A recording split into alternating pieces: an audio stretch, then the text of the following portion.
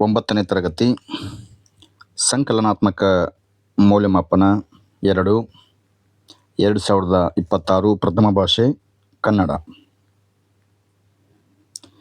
ಪ್ರಶ್ನೆ 1.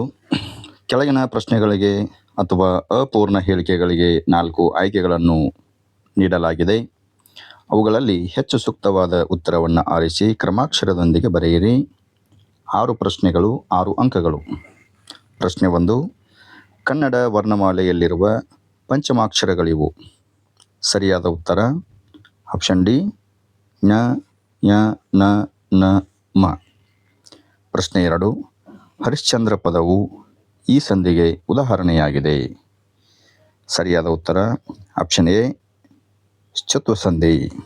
ಹರಿಶ್ಚಂದ್ರ ಪದವು ಚುತ್ವ ಸಂಧಿಗೆ ಉದಾಹರಣೆಯಾಗಿದೆ. ಪ್ರಶ್ನೆ 3. ನೀರನ್ನು ಪದದಲ್ಲಿರುವ ಕಾರಕಾರ್ಥ. ಇದಕ್ಕೆ ಸರಿಯಾದ ಉತ್ತರ ಆಪ್ಷನ್ ಸಿ ಕರ್ಮಾರ್ಥ. ನೀರನ್ನು ಇದು ದ್ವಿತೀಯ ವಿಭಕ್ತಿ ಪ್ರತ್ಯಯವಾಗಿದೆ. ಹಾಗಾಗಿ ದ್ವಿತೀಯ ವಿಭಕ್ತಿಯ ಕಾರಕಾರ್ಥ ಯಾವುದೆಂದರೆ ಕರ್ಮಾರ್ಥ. 4. ದ್ವಂದ್ವ ಸಮಾಸಕ್ಕೆ ಉದಾಹರಣೆಯಾಗಿರುವ ಪದ. ದ್ವಂದ್ವ ಸಮಾಸ ಅಂದರೆ ಎಲ್ಲ ಪದಗಳ ಅರ್ಥ ಪ್ರಧಾನವಾಗಿದ್ದರೆ ಅದನ್ನು ದ್ವಂದ್ವ ಸಮಾಸ ಎನ್ನುತ್ತಾರೆ. ಸರಿಯಾದ ಉತ್ತರ ಆಪ್ಷನ್ ಬಿ ಗಿಡ ಮರ ಬಳ್ಳಿಗಳು. ಮುಂದಿನ ಪ್ರಶ್ನೆ. ಅಹಹ ರುದ್ರ ಅಹಹ ದೇವ ಈ ವಾಕ್ಯದಲ್ಲಿ ಬಳಕೆಯಾಗಿರುವ ಲೇಖನ ಚಿಹ್ನೆ. ಇಲ್ಲಿ ಲೇಖನ ಚಿಹ್ನೆ ಕೊಟ್ಟಿದ್ದಾರೆ. ಇದು ಉದ್ಧರಣ ಚಿಹ್ನೆ. ಸರಿಯಾದ ಉತ್ತರ ಆಪ್ಷನ್ ಸಿ ಉದ್ಧರಣ ಚಿಹ್ನೆ, ಡಬಲ್ ಇನ್ವರ್ಟೆಡ್ ಕಾಮ. ಮುಂದಿನ ಪ್ರಶ್ನೆ. ಆದಿಯಮ ಮತ್ತು ವಿಷ್ಣುವರ್ಧನರು ಯುದ್ಧ ಮಾಡಿದರು. ಈ ವಾಕ್ಯವು ಈ ಕಾಲದಲ್ಲಿದೆ. ನಾವಿಲ್ಲಿ ಕ್ರಿಯಾಪದವನ್ನು ಗಮನಿಸಬೇಕು. ದ ಅಂತಕ್ಕಂಥ ಕಾಲಸೂಚಕ ಪ್ರತ್ಯಯ ಇದೆ. ಹಾಗಾಗಿ ಇದು ಭೂತಕಾಲಕ್ಕೆ ಉದಾಹರಣೆ. ಭೂತಕಾಲದ ಕಾಲಸೂಚಕ ಪ್ರತ್ಯಯ ದ. ಮುಂದಿನ ಪ್ರಶ್ನೆ.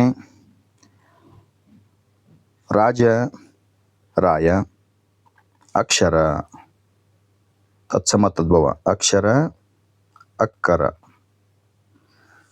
ಕಟ್ಟೋಣ ಸಂಭವನಾರ್ಥಕ. ತಿನ್ನನು ಇದು ನಿಷೇಧಾರ್ಥಕ.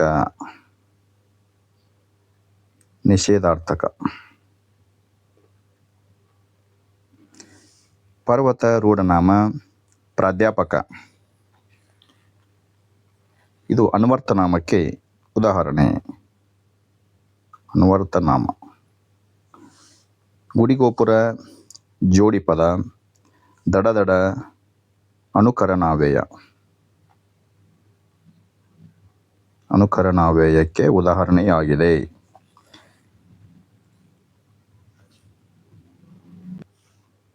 ಮುಂದಿನ ಪ್ರಶ್ನೆ.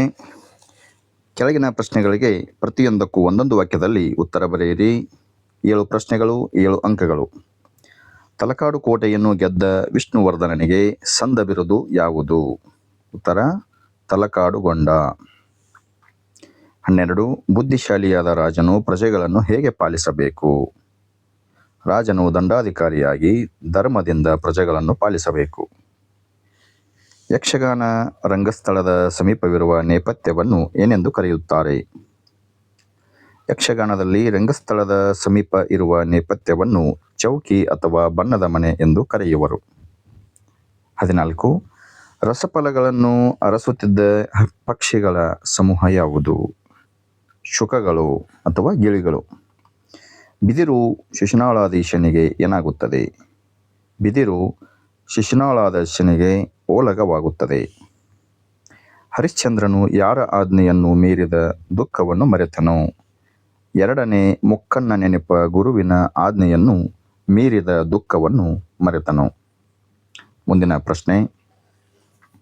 ಪುಟ್ಟ ಹಕ್ಕಿ ಯಾರ ನಯನಾಂಬರದಲ್ಲಿ ಹಾರಲು ಸಾಧ್ಯವಿಲ್ಲ ಎಂದು ಕವಿ ಹೇಳಿದ್ದಾರೆ? ರೆಕ್ಕೆಗಳ ಮುರಿಯುವ ಜನರ ನಯನಾಂಬರದಲ್ಲಿ ಹಾರಲು ಸಾಧ್ಯವಿಲ್ಲ ಎಂದು ಕವಿ ಹೇಳಿದ್ದಾರೆ. ಮುಂದಿನ ಮುಖ್ಯ ಪ್ರಶ್ನೆ. ಕೆಳಗಿನ ಪ್ರಶ್ನೆಗಳಿಗೆ 3 ಅಥವಾ 4 ವಾಕ್ಯಗಳಲ್ಲಿ ಉತ್ತರ ಬರೆಯಿರಿ. 10 ಪ್ರಶ್ನೆಗಳು, 20 ಅಂಕಗಳು. 18. ಲೇಖಕರು ನೋಡಿದ ಜನಪದ ನೃತ್ಯದ ಸೊಬಗನ್ನು ಚಿತ್ರಿಸಿ. ಜಯಪುರದ ಜಾನಪದ ನೃತ್ಯ ಅಲ್ಲಿನ ಜನಸಾಮಾನ್ಯರ ನೃತ್ಯವಾಗಿತ್ತು. ಇಬ್ಬರು ಯೌವನಸ್ಥರು ಸ್ತ್ರೀಯರ ಉಡುಗೆ ಉಟ್ಟಿದ್ದರು. ಮಾರವಾಡಿ ಸ್ತ್ರೀಯರಂತೆ ತಲೆಗೆ ಸೆರಗು ಹಾಕಿಕೊಂಡು ಮುಖ ತೋರಿಸದೆ ಕುಣಿಯತೊಡಗಿದರು. ಅವರ ಕಾಲಿನ ನಡಿಗೆಯಲ್ಲೂ ಕೈಗಳ ಚಲನೆಯಲ್ಲೂ ಜಾಣ್ಮೆ ಚಲುವುಗಳೆರಡು ಇದ್ದವು. 19. ಯಾವ 3 ವ್ಯಕ್ತಿಗಳನ್ನು ರಾಜನು ತ್ಯಜಿಸಬೇಕು ಏಕೆ? ಉಪಾಯದಿಂದ ಹಣ ಕೀಳುವ ವೈದ್ಯನನ್ನು, ಒಡೆಯನನ್ನು ದೂಷಿಸುವ ಸೇವಕನನ್ನು, ಖಜಾನೆಯ ಐಶ್ವರ್ಯದ ಮೇಲೆ ಕಣ್ಣಿಟ್ಟಿರುವ ಸೈನಿಕನನ್ನು ರಾಜನು ತ್ಯಜಿಸಬೇಕು. ಮುಂದಿನ ಪ್ರಶ್ನೆ, ಬ್ರಹ್ಮದೇವರ ಗುಡಿಯ ಮುಂದೆ ಡೊಳ್ಳಿನ ಹಾಡುಗಳ ಕಾರ್ಯಕ್ರಮ ಹೇಗೆ ನಡೆಯುತ್ತದೆ?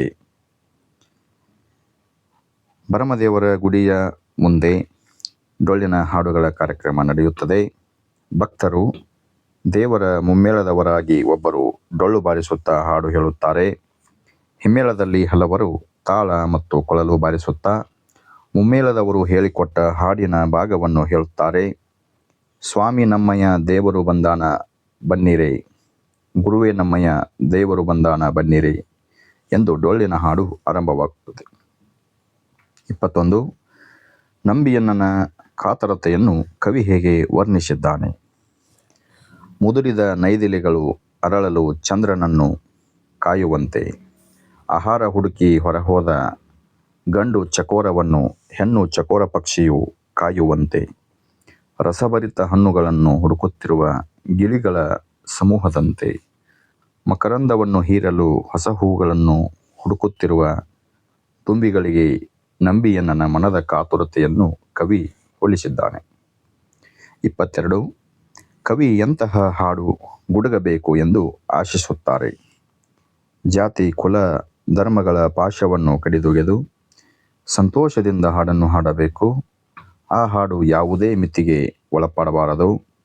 ಯುಗಯುಗಗಳ ಆಚೆ ಎಲ್ಲ ಲೋಕಗಳಲ್ಲಿ ಜಾತಿ ಧರ್ಮದ ಎಲ್ಲೆಯನ್ನು ಮೀರಿದ ಹಾಡು ಗುಡುಗಬೇಕು ಎಂದು ಕವಿ ಹೇಳಿದ್ದಾರೆ. ಮುಂದಿನ ಪ್ರಶ್ನೆ ಈ ರೀತಿಯಾಗಿದೆ. ತತ್ವಪದಕಾರರು ಸ್ನೇಹ ಮಾಡುವ ಬಗೆಗೆ ಏನೆಂದು ತಿಳಿಸಿದ್ದಾರೆ? ಗುರುಕರುಣವಿಲ್ಲದವನ ಸ್ನೇಹವನ್ನು ಸಾಯುವವರೆಗೂ ಮಾಡಬಾರದು. ಕೊಟ್ಟ ಮಾತಿನಂತೆ ನಡೆಯದವನ ಸ್ನೇಹ ಮಾಡಬಾರದು. ಹೀನ ಮನುಷ್ಯನ ಸ್ನೇಹ ಮಾಡಿ ಕೆಡಬಾರದು ಎಂದು ತಿಳಿಸಿದ್ದಾರೆ. ಪ್ರಶ್ನೆ 24. ಶಬಲೆ ಹೇಳಿದಂತೆ ಪೋರ್ಚುಗೀಸರು ಯಾವ ಕಾರಣಗಳಿಗಾಗಿ ಯುದ್ಧಕ್ಕೆ ಸಿದ್ಧರಾಗಿದ್ದರು? ಶಬಲೆ ಹೇಳಿದಂತೆ ಪೋರ್ಚುಗೀಸರು ಯುದ್ಧಕ್ಕೆ ಸಿದ್ಧವಾಗಿದ್ದ ಪ್ರಮುಖವಾದ 2 ಉದ್ದೇಶ ಅಂತಂದರೆ, ಮೊದಲನೆಯದು ರೊಜಾರಿಯೋನನ್ನು ಹೊತ್ತೊಯ್ಯುವುದು, ಎರಡನೆಯದು ರಾಣಿ ಚೆನ್ನಭೈರಾದೇವಿಯನ್ನು ಬಂಧಿಸುವುದು. ಮುಂದಿನ ಪ್ರಶ್ನೆ, ಬೇರೆ ಬೇರೆ ಭಾಷಿಕರು ತನ್ನ ಕೃತಿಯನ್ನು ಹೇಗೆ ಹೊಗಳಬೇಕೆಂದು ಕವಿ ಬಯಸುವನು? ತಾನು ಬರೆಯುವ ಕಥೆಯನ್ನು ಆಹಾ ಬಹಳ ಚೆನ್ನಾಗಿದೆ ಎಂದು ಕನ್ನಡಿಗರು, ರಯ್ಯ ಮಂಚಿದಿ ಎಂದು ತೆಲುಗಿನವರು, ಎಂಚ ಪೋರ್ಲಾಂಡ ಎಂದು ತುಳುವರು ಅತ್ಯಾಸಕ್ತಿಯಿಂದ ಕೇಳಿ ಹೊಗಳಬೇಕು ಎಂದು ಬಯಸಿದ್ದಾನೆ. ಮುಂದಿನ ಪ್ರಶ್ನೆ, ತಿಪ್ಪಣ್ಣ ತನ್ನ ತಂಗಿಯ ಮನೆಯಿಂದ ಹೊರಟಾಗ ಆತನ ಮನದಲ್ಲಿ ಮೂಡಿದ ಭಾವನೆಗಳೇನು? ಗೌ ಎನ್ನುವ ಕತ್ತಲೆ, ಅದರಲ್ಲಿ ಏನೂ ಕಾಣುತ್ತಿರಲಿಲ್ಲ. ಆ ಕತ್ತಲೆಯನ್ನು ಸೀಳಿಕೊಂಡು ಎಲ್ಲಿಗೆ ಹೋಗಬೇಕು? ಊರಿಗೆ ಪೊಲೀಸರು ಬೇರೆ ಬಂದಿದ್ದಾರಂತೆ. ಅಲ್ಲದೆ ರಜಾಕಾರರ ದಂಡು ಈ ಊರಲ್ಲಿ ದೊಡ್ಡದೇ ಆದಂತೆ. ಅಗಸೆಯ ಕಡೆ ಹೋದರೆ ಪ್ರಾಣ ಉಳಿಯದು. ಈ ಓಣಿಯಲ್ಲಿ ಮಸೀದೆ, ಅಲ್ಲಿ ರಜಾಕಾರರ ಕ್ಯಾಂಪ್, ಈ ಕಡೆ ಸಣ್ಣ ಸಂದಿಯಲ್ಲಿ ತಪ್ಪಿಸಿಕೊಂಡು ಹೋಗಬೇಕು ಎಂದು ತನ್ನ ಮನದಲ್ಲಿ ಚಿಂತಿಸಿದನು. ಮುಂದಿನ ಪ್ರಶ್ನೆ, ಪಂಡರೀಬಾಯಿಯವರು ಕಲಾವಿದೆಯಾಗಿ ರೂಪುಗೊಳ್ಳಲು ಸಹಕರಿಸಿದ ಅಂಶಗಳು ಯಾವುವು? ರಂಗರಾವ್ ಅವರು ಹರಿದಾಸರಾಗಿ ಮತ್ತು ತಾಯಿ ಶಾಲಾ ಶಿಕ್ಷಕಿಯಾಗಿ ದುಡಿದು ಈ ದೊಡ್ಡ ಕುಟುಂಬವನ್ನು ಸಾಕಬೇಕಿತ್ತು. ಶ್ರದ್ಧಾಭಕ್ತಿಗಳನ್ನು ಮಾತ್ರ ಈ ಕುಟುಂಬ ಅತ್ಯಂತ ಶಿಸ್ತಿನಿಂದ ಪರಿಪಾಲಿಸುತ್ತಿತ್ತು. ಚಿಕ್ಕಂದಿನಿಂದಲೇ ಪಂಡರೀಬಾಯಿಯವರಿಗೆ ಸಂಗೀತದ ಅಭ್ಯಾಸವಾಗಿದ್ದು, ಹರಿಕತೆ ಮಾಡುವುದನ್ನು, ಕೀರ್ತನೆ ಹಾಡುವುದನ್ನು ಇವರು ಕಲಿತಿದ್ದರು. ಮನೆಯಲ್ಲಿ ಇದ್ದ ಸೃಜನಶೀಲ ವಾತಾವರಣ ಪಂಡರೀಬಾಯಿಯವರ ಕಲಾವಿದೆ ವ್ಯಕ್ತಿತ್ವವನ್ನು ರೂಪಿಸುವಲ್ಲಿ ಪ್ರಮುಖ ಪಾತ್ರವನ್ನು ವಹಿಸಿತು. ಮುಂದಿನ ಮುಖ್ಯ ಪ್ರಶ್ನೆ, ಕೆಳಗಿನ ಕವಿ ಸಾಹಿತಿಗಳ ಕಾಲ, ಸ್ಥಳ, ಕೃತಿ ಮತ್ತು ಪ್ರಶಸ್ತಿ ಅಥವಾ ಬಿರುದುಗಳನ್ನು ಕುರಿತು ವಾಕ್ಯ ರೂಪದಲ್ಲಿ ಬರೆಯಿರಿ. 2 ಪ್ರಶ್ನೆಗಳು, 6 ಅಂಕಗಳು. ಪ್ರಶ್ನೆ ಸಂಖ್ಯೆ 28, ಸಾಸಿ ಮರುಳಯ್ಯ. ಲೇಖಕರಾದ ಸಾಸಿ ಮರುಳಯ್ಯ ಅವರು ಸಾಮಾನ್ಯ ಶಕ 1931ರಲ್ಲಿ ತುಮಕೂರು ಜಿಲ್ಲೆಯ ಚಿಕ್ಕನಾಯಕನಹಳ್ಳಿ ತಾಲೂಕಿನ ಸಾಸಲು ಎಂಬ ಗ್ರಾಮದಲ್ಲಿ ಜನಿಸಿದರು. ಇವರು ಕೆಳದಿಯ ಅರಸರು ಮತ್ತು ಕನ್ನಡ ಸಾಹಿತ್ಯ ಎಂಬ ಮಹಾಪ್ರಬಂಧವನ್ನು ರಚಿಸಿದ್ದಾರೆ. ಶಿವತಾಂಡವ, ಕೆಂಗನಕಲ್ಲು, ವಚನ ವೈಭವ, ನೆಲದ ಸೊಗಡು, ನಾಟ್ಯಮಯೂರಿ, ವಿಜಯವಾತಾಪಿ ಮೊದಲಾದ 90ಕ್ಕೂ ಹೆಚ್ಚು ಕೃತಿಗಳನ್ನು ರಚಿಸಿದ್ದಾರೆ. ಇವರಿಗೆ ಕರ್ನಾಟಕ ರಾಜ್ಯೋತ್ಸವ ಪ್ರಶಸ್ತಿ, ಕರ್ನಾಟಕ ಸಾಹಿತ್ಯ ಅಕಾಡೆಮಿ ಪ್ರಶಸ್ತಿ, ದೇವರಾಜ್ ಬಹದ್ದೂರ್ ಪ್ರಶಸ್ತಿಗಳನ್ನು ನೀಡಿ ಗೌರವಿಸಲಾಗಿದೆ. ಮುಂದಿನ ಪ್ರಶ್ನೆ, ಸೂರಂ ಎಕ್ಕುಂಡಿ. ಸೂರಂ ಎಕ್ಕುಂಡಿ ಇವರ ಪೂರ್ಣ ಹೆಸರು ಸುಬ್ಬಣ್ಣ ರಂಗಣ್ಣ ಎಕ್ಕುಂಡಿ. ಇವರು ಹುಟ್ಟಿದ್ದು 1923ರಂದು ಹಾವೇರಿ ಜಿಲ್ಲೆಯ ರಾಣೇಬೆನ್ನೂರಿನಲ್ಲಿ.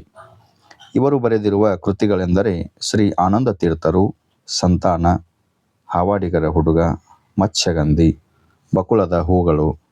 ಇವರ ಕಥಾ ಸಂಕಲನ ನೆರಳು ಹಾಗೂ ಕಾದಂಬರಿ ಪ್ರತಿಬಿಂಬಗಳು.